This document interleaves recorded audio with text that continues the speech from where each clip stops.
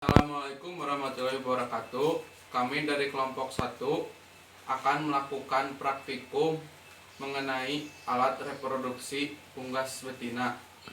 Di sini saya bernama Muhammad Fajar Muharram dengan NIM 1905030019 dan saya Asyafatin Yusanto dengan NIM 1905030022. Saya Jijen Nurmila dengan NIM 19050316.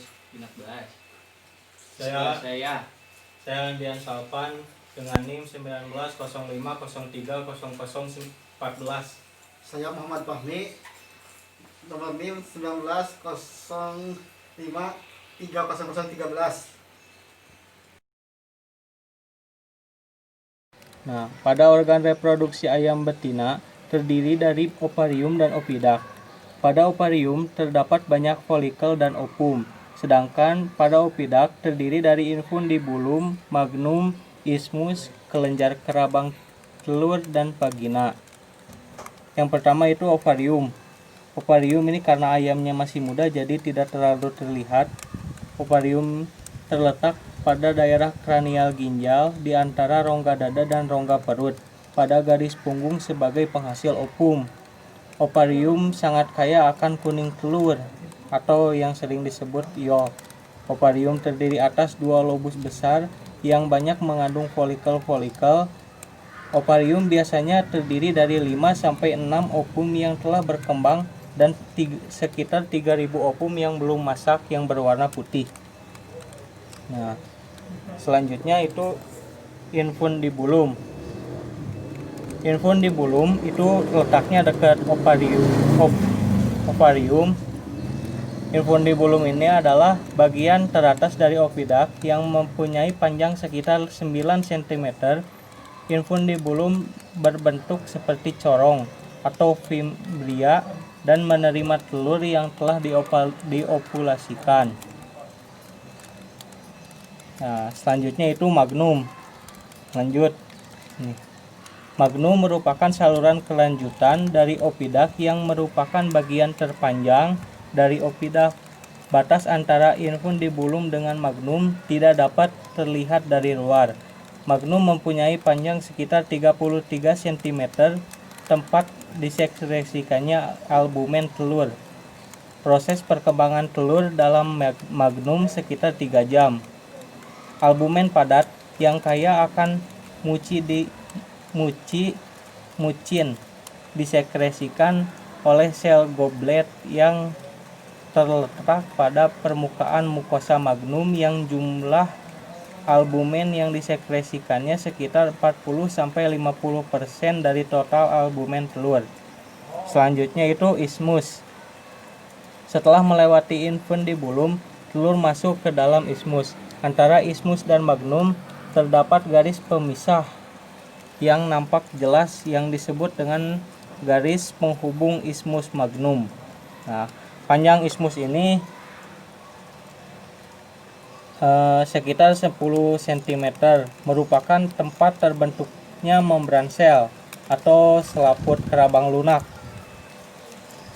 Selaput kerabang lunak yang banyak tersusun dari serabut protein yang berfungsi melindungi telur dari masuknya mikroorganisme ke dalam telur. Nah, ya selanjutnya itu uterus. Setelah tadi isthmus, sekarang uterus. Uterus merupakan bagian oviduct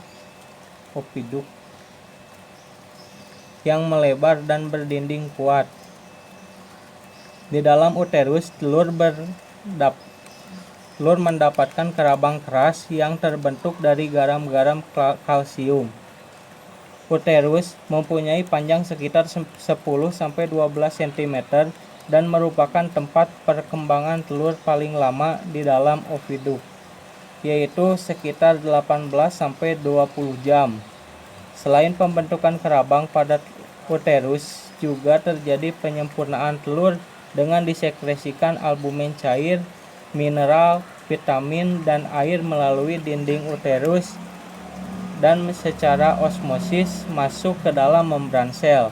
Pada uterus terjadi penambahan albumen antara 20-25%.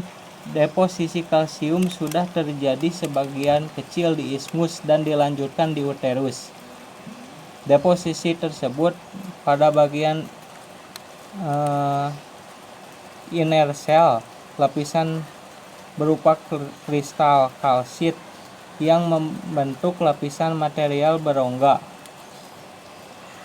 Nah, setelah dari semua itu baru ke vagina. Bagian akhir dari oviduct adalah vagina.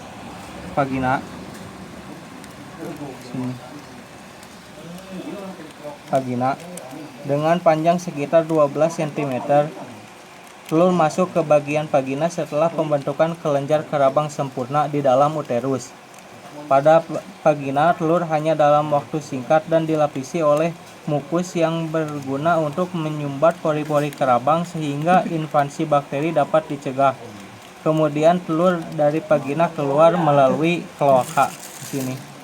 Soalnya pada unggas itu tempat keluarnya sama satu lubang.